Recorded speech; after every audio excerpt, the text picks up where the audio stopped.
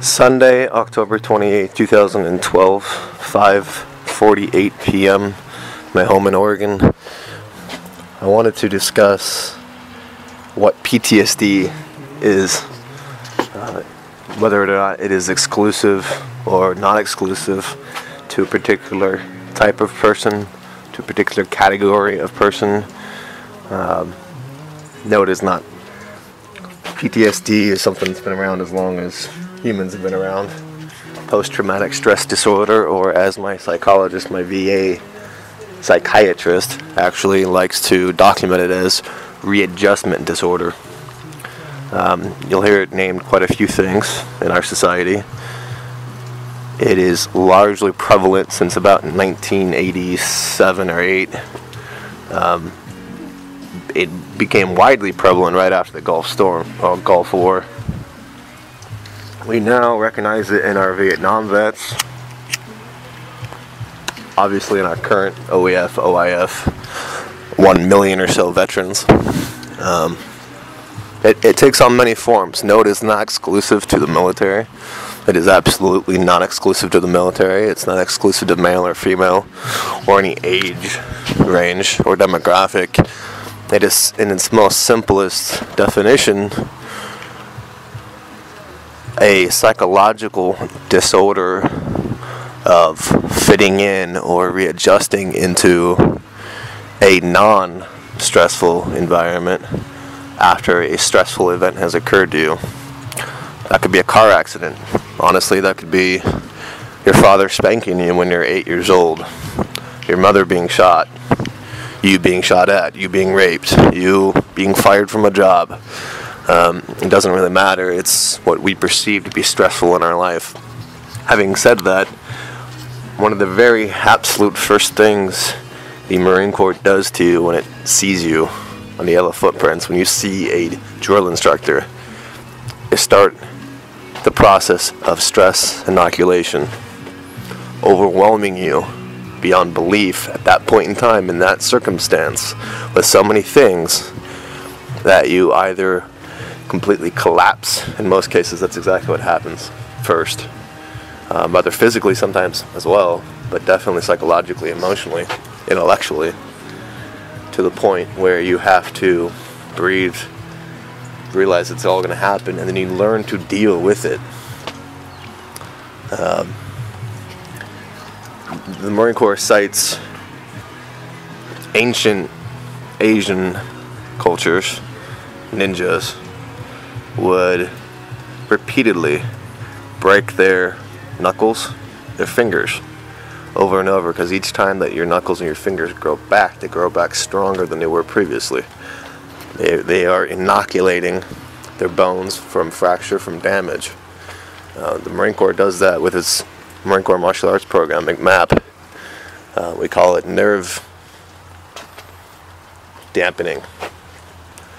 You take repeated hits to forearms, to knees, to heels, so forth, to the bones in your body, not necessarily to damage them. You don't do it in an effort to kill or hurt somebody, but you do so to decrease the sensitivity of the nerves. You're dampening the nerves.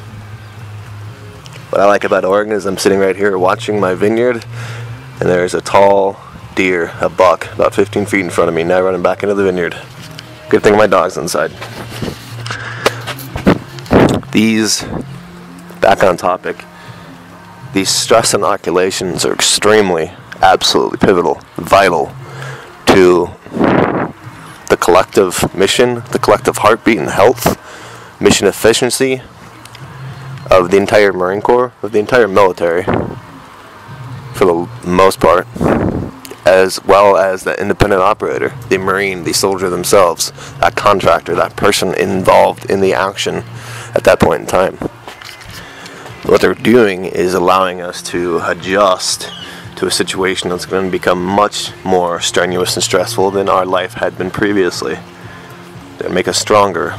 This is how Marines cannot run the hell away from armed combat, but instead focus in, narrow on their mind, their body, and their weapon onto the target and engage with precision while being fired at. It's vital. It's absolutely important. Well, it doesn't take long to inoculate somebody from stress. The Marine Corps does that largely in a matter of months, but it keeps on happening throughout the entire time in the Marine Corps, through all your training. We go and we deploy for 7 months, 6 months, we go wherever the hell we go. That's nothing. That's may seem like a long time when you're in the moment, but you flip that switch on a lot quicker than you can ever flip that switch off. So my idea about PTSD is not so much that it's a disorder, because that sounds like we're disabled, right? That sounds like we're flawed, compromised, somehow weaker, somehow not up to the health and the operation level that we were at previously. That may be the case for some people, and maybe it's the case for me. I don't know. I'm not a doctor. But largely, it's a way of adapting to the situation. So when I come back, when the next devil dog over here comes back from war, from whatever situation we were implemented in being used in the military, we come back to home where we don't have nearly as much stress. Okay? We have a daily work schedule and a wife or a girlfriend or somebody we see, and you have to deal with dishes, and you have to deal with buying cereal at the supermarket, things like that. These are nothing. If you go back and watch the movie,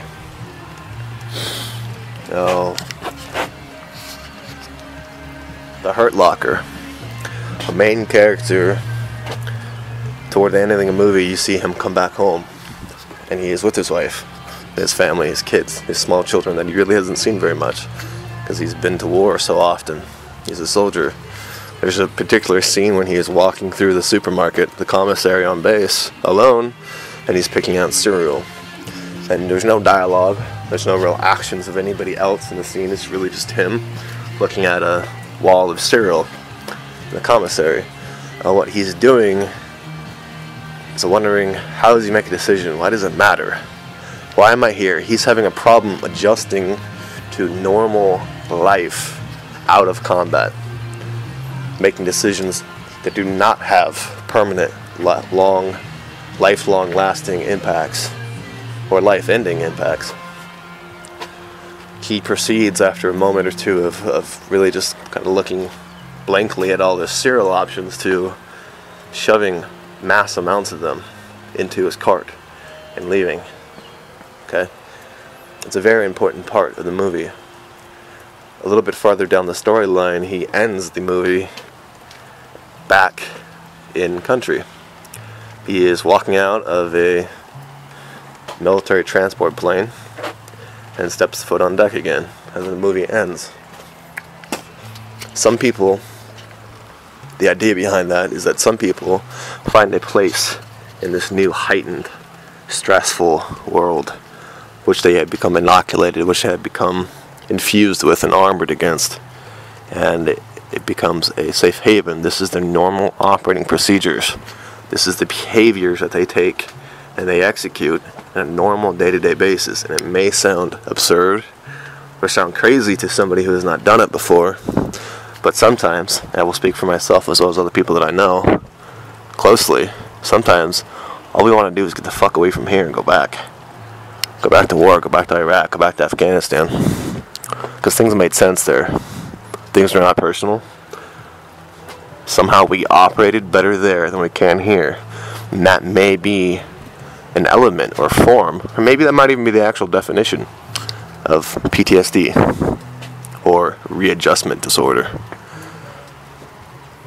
In simple, I have made choices. This applies to me, it applies to hundreds of thousands of veterans.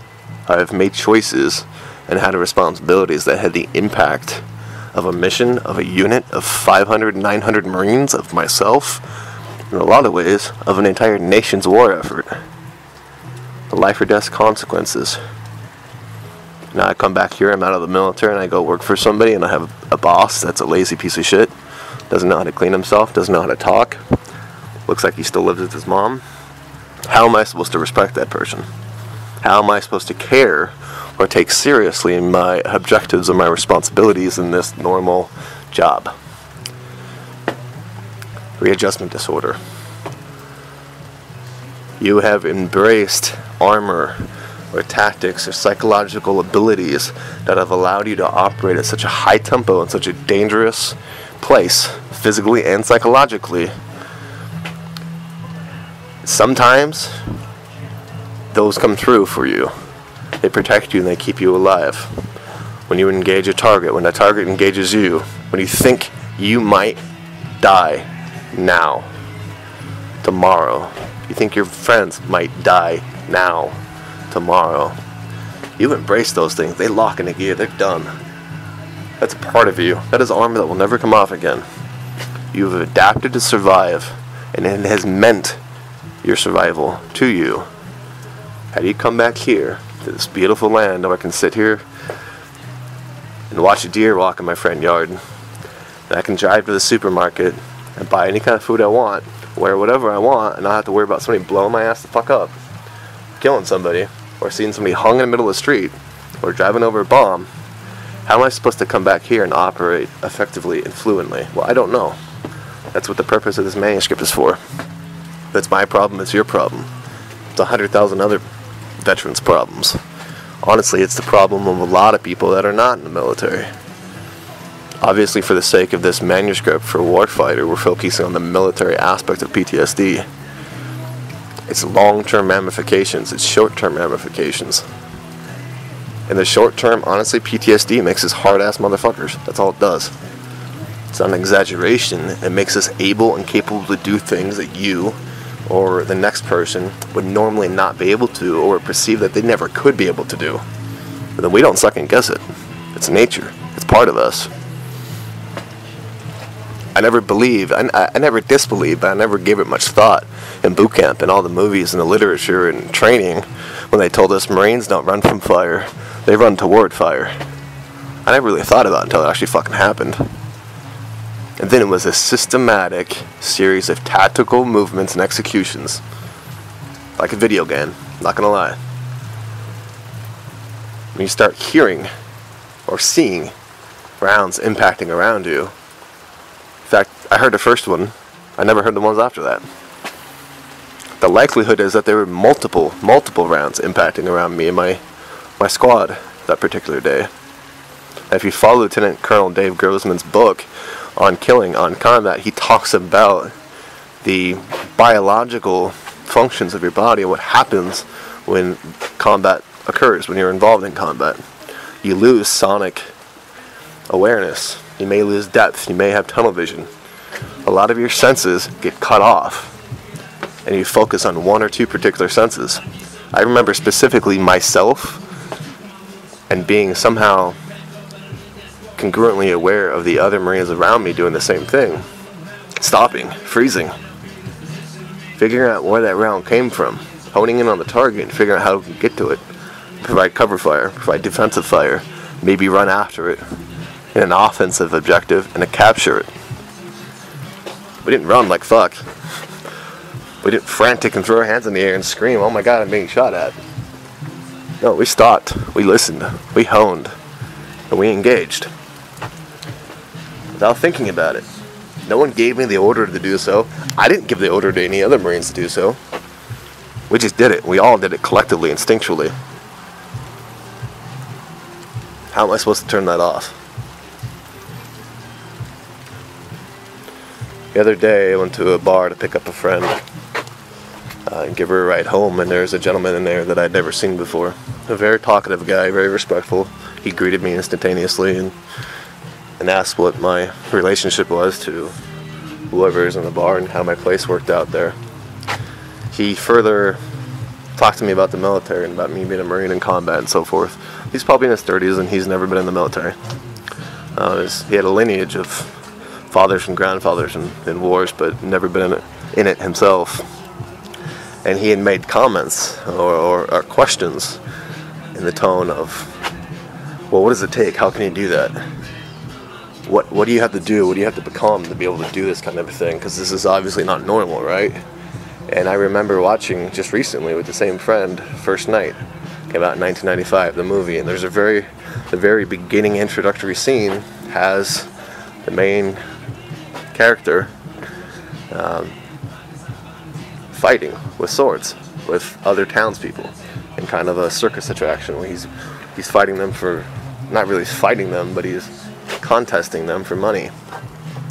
And Richard Gere, the main character, successfully de-arms the large, obviously in control alpha male of the group, and the male wants to know, how'd you do that? What does it take? What does it take to do that? Can you teach me? And Richard Gere solemnly gives him you have to be able to do a few things.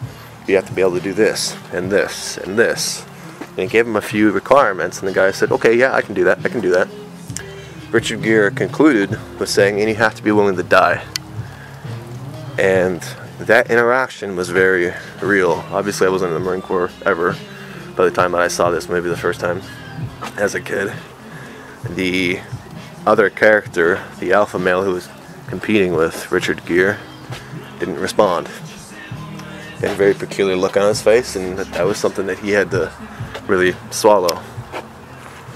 This similar kind of thing has to happen, or did happen, with me and with other people that I know in the Marine Corps. You can fight all you fucking want, but the fact is you can't get out of it. You joined, you enlisted, you took an oath to defend this country against enemy, both foreign and domestic.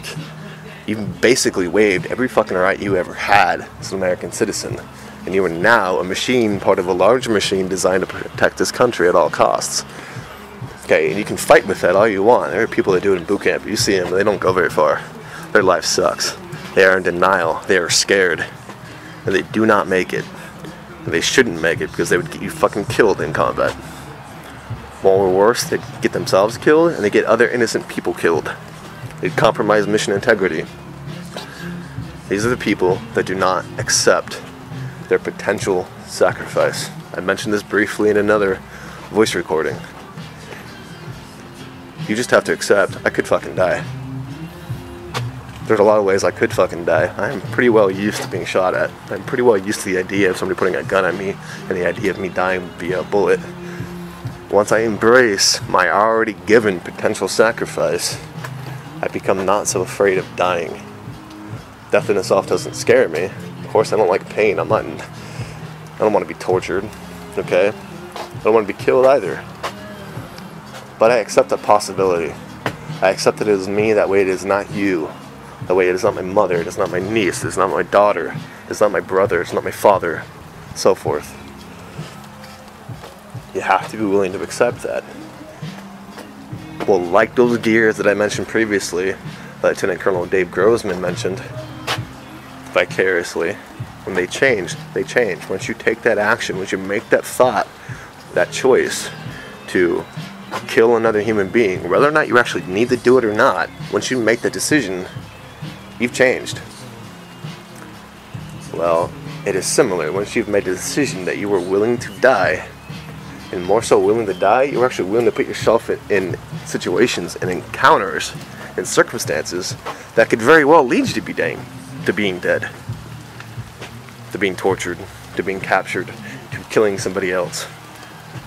Those gears, like the ones that you have to turn in order to kill somebody, also don't unturn. Maybe this is what PTSD is. It's not so much a sickness as it's an evolution, a survival instinct.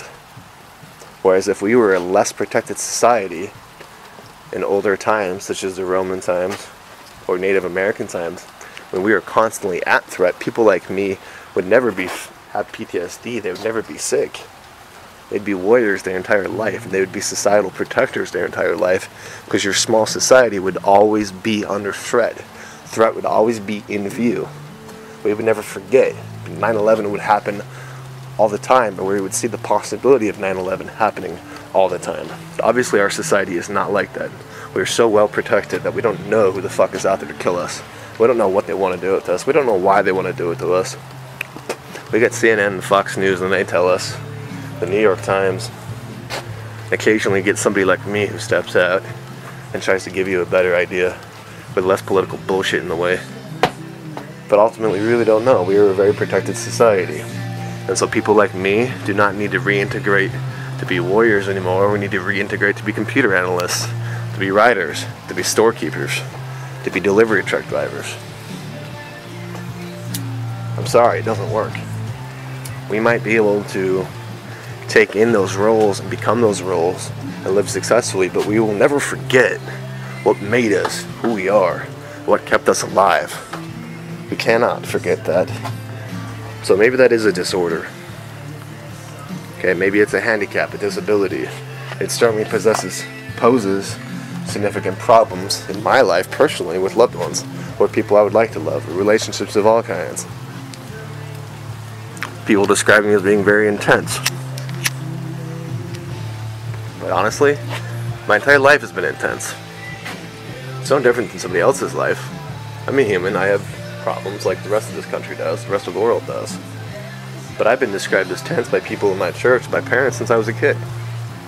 So the Marine Corps was not a deviated action for me, it was the next logical, mandatory, and automatic step for my evolution as a human being. So maybe I've had PTSD my entire life from other circumstances, from my childhood. Who knows? Maybe my introverted, sensing, feeling, judging personality, the nurturer, is more subject to stress inoculation and to not being able to reintegrate back into a protected, babied, pussied society. There's a lot of different possibilities. I know I stand out like a sore thumb. I know the next guy like me stands out like the sore thumb. I know all my buddies, my brothers, my devil dogs, the guys I went to combat with, the guys I fought, the guys I got court-martialed, the guys that court-martialed me, the guys that led me, the guys that pushed me, the guys that made me push myself. All these people, this very protected, very private, very small world that is the Marine Corps, all of them stand out like a sore thumb. It's very obvious when we walk into a room. Everyone fucking knows. Everyone sees us. They don't gotta say or do anything. Is this purposeful? Is this a switch we turn on and off? Is the mystery or the illusion behind all of this a romanticized idea of machism and being an alpha male, a dominant alpha male? Maybe it is, maybe it isn't. I don't know. What I do know is it's a part of me, regardless of what face I show, regardless of what words I use, what tone I use, regardless of what my role in life is at the moment. This is me. This has always been me. This will always be me. Maybe I will be in search for awareness and understanding to bring forth what a warfighter is, to further define what PTSD is. Maybe I will always be in search of readjusting back into this pussified, protected society until the day I die. So be it.